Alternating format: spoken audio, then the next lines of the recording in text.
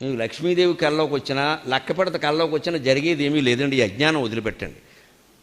దుస్వప్నాలు సుస్వప్నాలు గంటల పంచాంగంలో ఉంటాయి, ఇవన్నీ చూడకూడదండి, బుర్రపాడైపోతుంది. ఈ కళలు బల్లిపాట్లు పిల్లి శకునాలు మన జీవితాన్ని నిర్ణయిస్తామండి. బుద్ధుండి మాట్లాడుతున్నావా? అసలు నీ జీవితాన్ని నువ్వు నిర్ణయించుకోలేవా? మంచి చెడ్డ నీకు తెలియదా? అంత జడ పదార్థానివా? నీకు వచ్చిన కళ, నీకు ఎదురైన మనిషి, పొద్దున్నే ఎవడో తుమ్మిన తుమ్ము, వాడు ఎవడో దగ్గిన దగ్గు నీ జీవితాన్ని నిర్ణయిస్తాయా? అసలు వెన్నెముకుందా మనకి? ఎక్కడ శాస్త్రాల్లో లేవండి. తర్వాత పుట్టుకొచ్చేయండి ఇవన్నీ వ్యాపారాల కోసం. ఇప్పుడు వాటితో కోట్ల వ్యాపారం జరుగుతుంది. కోట్లే చేతిలో గీతలను బట్టి చెప్పేస్తాడు ప్రతివాడు జాతకం. మీరు చూసుకోండి అమ్మా, కోతి దొరికితే కోతిని చూడండి, కోతికి చేతిలో గీతలు ఉంటాయి, దానికి చెప్పమానండి. ప్రతి జంతువుకి చేతిలో గీతలు ఉంటాయండి, దీన్ని బట్టి జాతకాలు చెప్పేస్తారండి.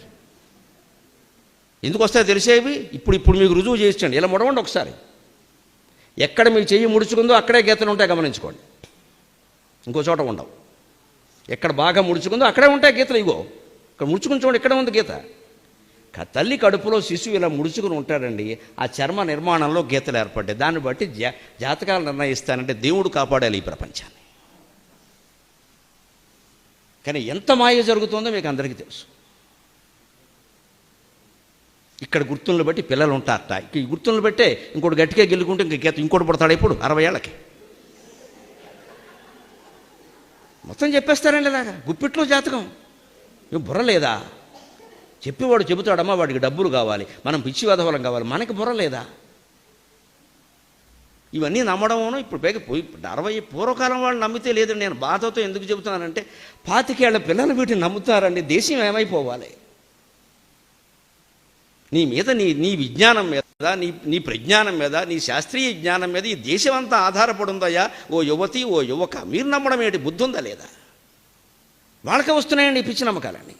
అంటే వాళ్ళని జడగొట్టేసాం మనం పూర్తిగా. వాడి నిర్ణయం వాడిని తీసుకోండి ఎవరు, వాడి మాట వాడిని మాట్లాడినెవరు. ఇలా ముడిచి చూసుకోండి, మీకు అర్థమైపోయింది. ఎక్కడెక్కడ వేళ్ళు ముడుచుకున్నాయో, ఎక్కడెక్కడ గుప్పుడు ముడుచుకుందో అక్కడే ఈ కణుపులు కూడా అంతేనండి. ఊరికే లెక్కట్టుకుందుకు పనికొస్తాయి అంతే.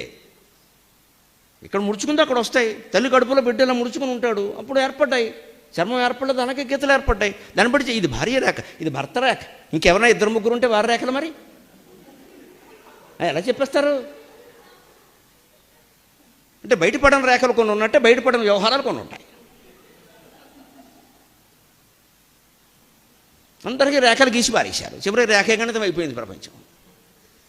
ఈ పిచ్చి నమ్మకాలు వదిలిపెట్టాలి.